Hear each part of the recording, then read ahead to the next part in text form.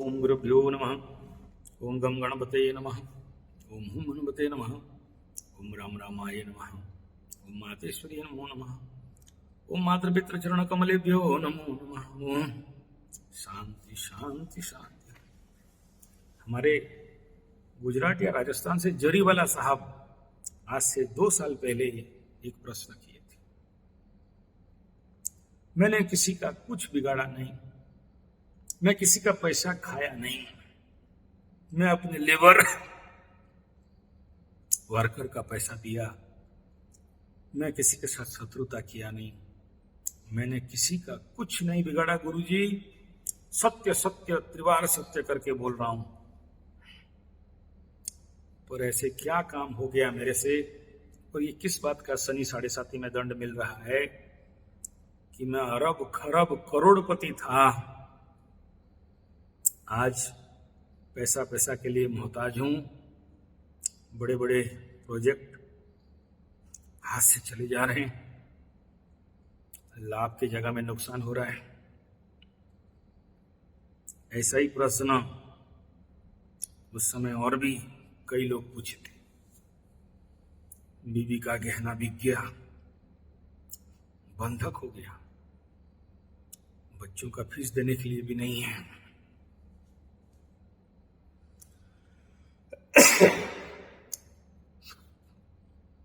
कौन सा पाप का दंड मिल रहा है?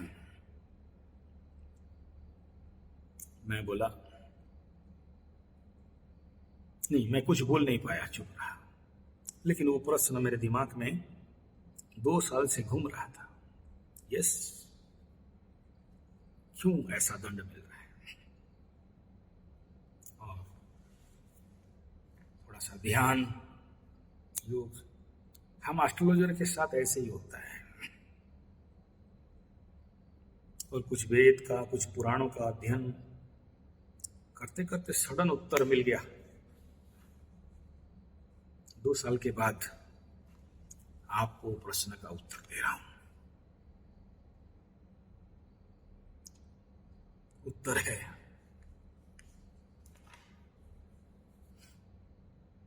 महाभारत भीष्म पर्व, रामायण जटायु, लंका कांड। सीता को रावण चोरी करते करते लेके जा रहा है, किसी और का लड़की है। जटायु देखता है, पक्षीराज जटायु देख लिया, जानता है रावण जैसे महायोद्धा, त्रिकालदर्शी, त्रिलोक विजयी, शिव के भक्त, हर प्रकार के अस्त्र शस्त्र के महारथ, दशानन, एक पक्षी भला क्या उसे जीत सकता है? लेकिन इस समय किसी नारी के ऊपर, किसी का बेटी के ऊपर, किसी महिला के ऊपर अनाचार, दुराचार, अत्याचार, अनाचार, दुराचार, अत्याचार, चोरी हो रहा है। अपना कैपेसिटी नहीं देखा, चोंच लेके उड़ पड़ा मारने के लिए। रावण बोला, अरे मूर्ख, मेरे से काहे लड़ रहा है, मेरा काम कर रहा हूं। जटायु बोला, छोड़ूंगा नहीं। तेरा कौन लगता है? बोला, कोई भी हो। बोला, किसका लड़की, किसका नारी मुझे नहीं पता, लेकिन किसी नारी के ऊपर अगर अत्याचार हो, चुप नहीं बैठ सकता। भिड़ा। रावण देखा कि इसके साथ लड़के टाइम बर्बाद करना है, तब तक राम लक्ष्मण आ जाएंगे, काट दिया। दोनों फड़फड़ाता हुआ पर नीचे खून से लथपथ पड़ा हुआ है। राम लक्ष्मण ढूंढते ढूंढते आ रहे हैं। स्वयं ब्रह्म भगवान राम उसको क्रियाकर्म करते हैं। महाभारत पर्व में भीष्म पितामह रावण से भी शायद महायोद्धा, अमर वर प्राप्त, रावण को भी नहीं मिला। सामने अपने कुल वधू उलग्न हो रही है, वृद्ध गिद्ध जैसे पशु पक्षी से भी हीन विवेकहीन व्यक्ति जैसे बैठा, जहां द्रौपदी गुहार लगा रही है कि बचाओ हे पितामह। अनाचार, दुराचार, अत्याचार, चीर हरण हो रहा है। वहां तो चोरी हो रहा था, रामायण में चोरी हो रहा था, यहां चीर हरण हो रहा है। भीष्म के पास सभी शक्ति होने के बावजूद चुप था।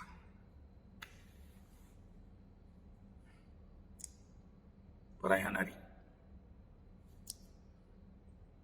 जटायु के पास पराया नारी, भीष्म के पास अपने कुलवधु। वो पशु पक्षी है, ये इंसान है। पितामह भीष्म है और वो एक चिड़िया चढ़ाई, एक पक्षी है। धर्म के लिए जान दे रहा है, एक अधर्म में चुप रह रहा है। एक को कांटे के सैया में दंड स्वरूप सोना पड़ा, बूंद बूंद खून निकलता रहा। एक को राम मोक्ष और मुक्ति दे रहा है। एक को इंतजार करना पड़ता है कि अंधेरा पक्ष से उजाला पक्ष में प्राण वायु छोड़ूंगा। एक को राम का स्पर्श मिल जा रहा है, एक को रिवार्ड एवार्ड बोनस मिल रहा है, और एक को नरक यातना, कंटक पीड़ा, कंटक शनि मिल रहा है। आप सोचिए, जीवन में कौन सा कर्म ऐसे किए जिस कर्म का परिणाम आज आप हम सब, मैं भी कोई बाहर नहीं, भुगतना पड़ रहा है। मैं केवल आपको दोष दूं, मैं अपने को दूध का धुला नहीं कह रहा हूं। ये मीमांसा आपके पास छोड़ा।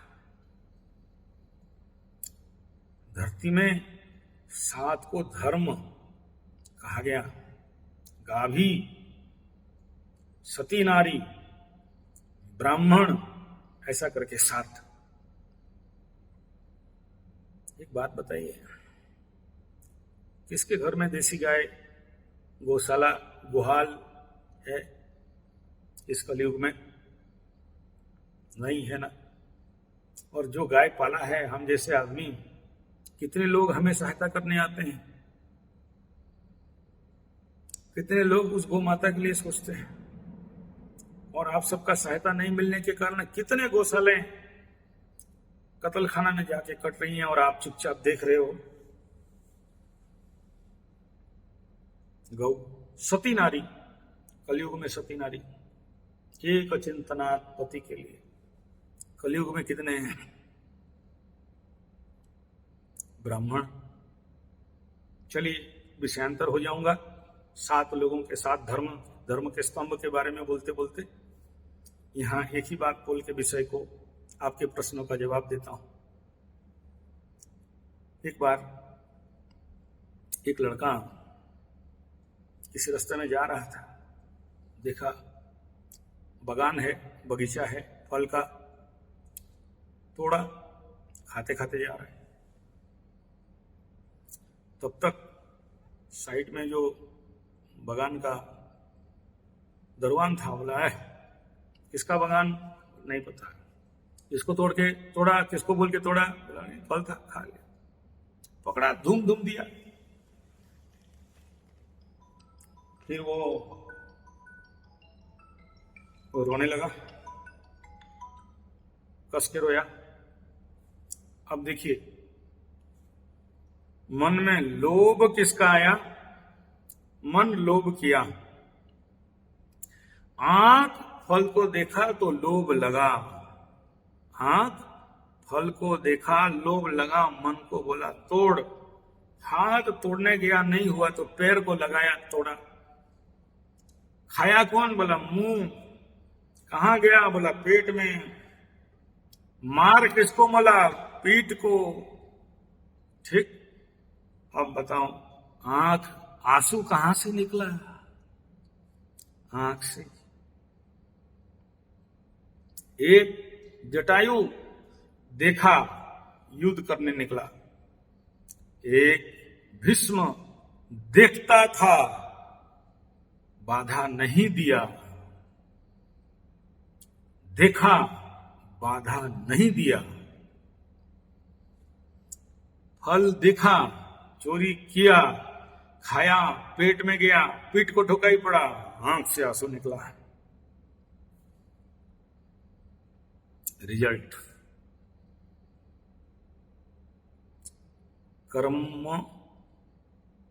कर्मणा गहना गति। आपको नहीं पता किस कर्म के वजह से क्या फल घटित हो रहा है। इसलिए बोलते हैं उड़िया में, देखी देखी चालो, देखी देखी चालो, फूंकी फूंकी चालो मतलब देख के चलो, आगे भी खाई है पीछे भी खाई है, देख के चलो। धर्म का रक्षा करना, और उसके लिए धर्म का पहला स्तंभ गाय, सती नारी, ब्राह्मण, अग्नि, कुंडे, शिव मुंडे, जनता तुंडे, ये सब धर्म का स्थिति है। और आप अपने धर्म को रक्षा करने के लिए क्या करते हैं? क्या आप भी भीष्म जैसे आपके सामने अनाचार, दुराचार, अत्याचार और सिरहरण होते हुए मुंह बंद करके देख रहे थे? धन के लिए लोभ हुआ, धन का दुरुपयोग हो रहा था और आप बैठ के देख रहे थे। दंड किसको मिलेगा? आप नहीं किए, ठीक है, भीष्म ने कुछ नहीं किया, ठीक है, लेकिन होते हुए देख रहा था और चुप रहा था। अनाचार, दुराचार, व्यभिचार, बदमाश, चोर, उच्चक्के, गुंडे, बदमाश, खराब लोग उतना खराब नहीं कर सकते अगर अच्छे लोग, क्योंकि मुंह बंद करके बैठे हैं, दुम दबा के बैठे हैं, इसलिए वे बदमाशी कर रहे हैं। आप बोलोगे मेरे को तो नहीं हुआ है, हमको काहे टेंशन? तो फिर आप सामाजिक और सांसारिक, नैतिक, मोरल एंड एथिकल रूल्स को वायलेशन कर रहे हैं। तो इसका दंड किसे मिलना चाहिए? और 7.5 में आप जो अपने कर्मों का लेखा जोखा निकाल के बोलते हो कि मैंने तो नहीं किया और मेरे साथ ऐसा ऐसा क्यों हुआ गुरुजी, तो कर्मणों गहना गति, कृष्ण भगवान गीता में बोले हैं, हम तो निमित्त मात्र, हम कहां से आपके पास जाके बैठेंगे और बताएंगे कि आपका कौन सा कर्म का परिणाम क्या हुआ। और 7.5 में याद रखिएगा, शनि बकरी होने के बाद इस जन्म का और बकरी होने के बाद पूर्व जन्म का, दोनों का फल मिला के प्लस माइनस कैंसिल किया जाता है। और अगर फिर भी नहीं सुधरे और बकैया पेंडिंग है तो याद रखना 1 साल और बाकी है। और इस टाइम, बार बार उस समय भी बोला, आज भी बोल रहा हूं, ये टाइम है अपने को निर्माण करने का, बनाने का, व्यक्तित्वों को गढ़ने का, क्योंकि आने वाला 30 साल तभी शनि आपको बमबमा के देगा, नहीं तो अगला 30 साल आंख से धार धार रोते रहोगे, शुद्ध समेत पिटाई होगा। ऐसा नहीं कि खाली उतरता शनि दे देता है, देता तभी है जब आप सुधरते हो, देता तभी है जब आपके अंदर पात्रता बनता है। अपात्रे न दियते दानम धनम जनम, शनि नहीं देते उनको। आप बोलोगे क्या करेगा, करेगा। चलिए, ये आपका प्रश्न था। मैं मेरे कम्युनिटी में इसी चैनल का 7 दिन का आत्म विकास शिविर, शनि 7.5 मीमांसा शिविर, शरीर से डिटॉक्सिफिकेशन करने का शिविर, शरीर से मैला निकालने वाला शिविर, ग्रह शुद्धि शिविर, ग्रह शांति, ये सब शिविर का लक्ष्य है। फरवरी आखिरी तक लास्ट शिविर है। इसके बाद मार्च अप्रैल में पानी का शॉर्टेज होता है, उसको कैंसिल कर दिया हूं।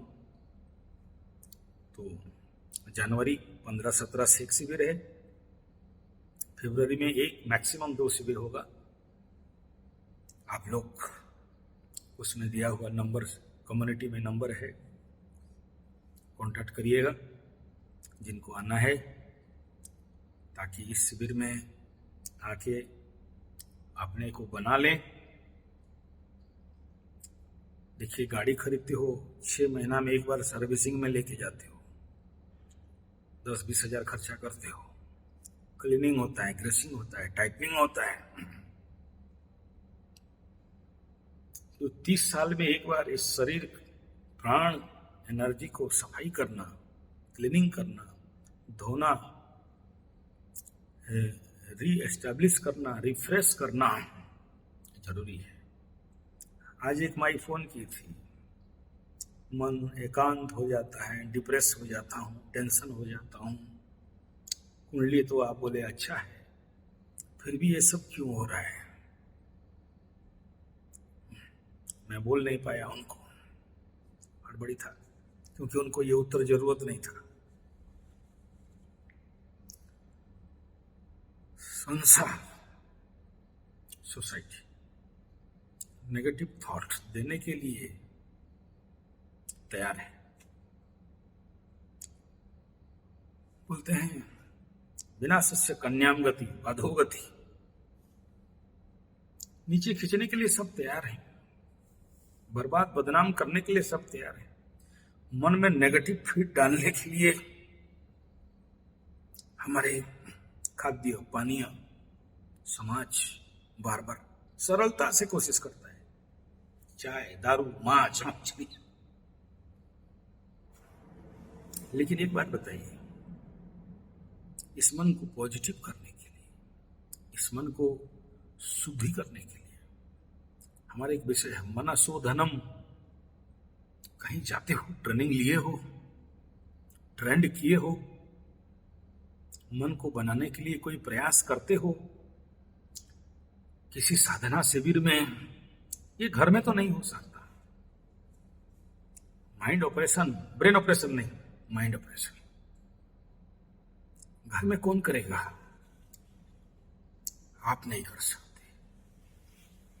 एक अनुभवी कोच, गुरु, इंस्ट्रक्टर का आवश्यक है, माहौल का आवश्यक होता है, जहां आप अपने शरीर, मन, बुद्धि, चित्त, अहंकार को शुद्धिकरण कर सको, पाप, ताप, पीड़ा को काट सको, ग्रही और नेगेटिव एनर्जी जो आपके शरीर में स्टॉक है उसका विनाश कर सको। कोई हॉस्पिटल है? नहीं है।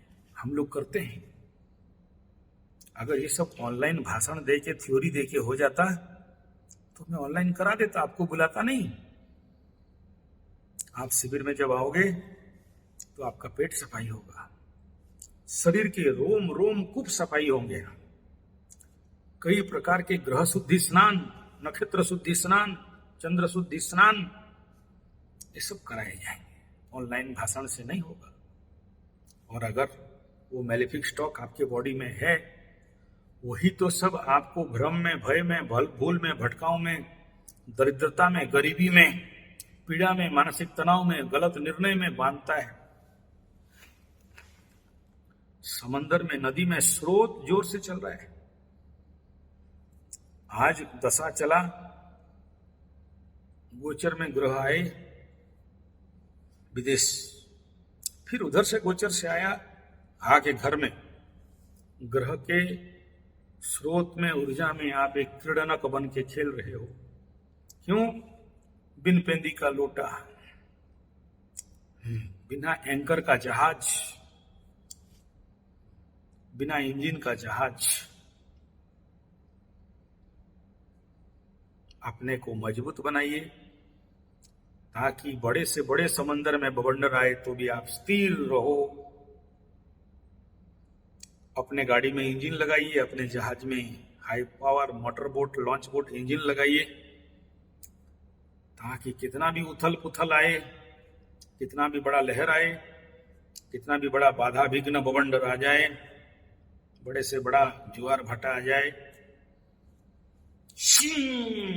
आप अपने लक्ष्य के स्थल पे जा सको। वरना ग्रहों के बल के स्रोत, ग्रहों के बल की लहर आपको तिनका के जैसे उठाएंगे, पटकाएंगे, गिराएंगे, सब करोगे, जीवन के लक्ष्य तक नहीं पहुंच सकते। इसलिए हम लोग इस प्रकार का शिविर कर रहे हैं, आप सबका कल्याण के लिए, आप सबका मंगल के लिए, आप सबका उन्नति के लिए। अगर आप नहीं आ सकते हो तो आपके बेटा बेटियों को, मित्र बंधुओं को भी इस शिविर में भेज सकते हैं। बड़ा कम सीट होता है इसमें, बहुत ज्यादा नहीं होता है। आशा करता हूं मेरे विचार को समझे होंगे, मेरा प्रश्न का उत्तर आपको सही लगा होगा। धन्यवाद।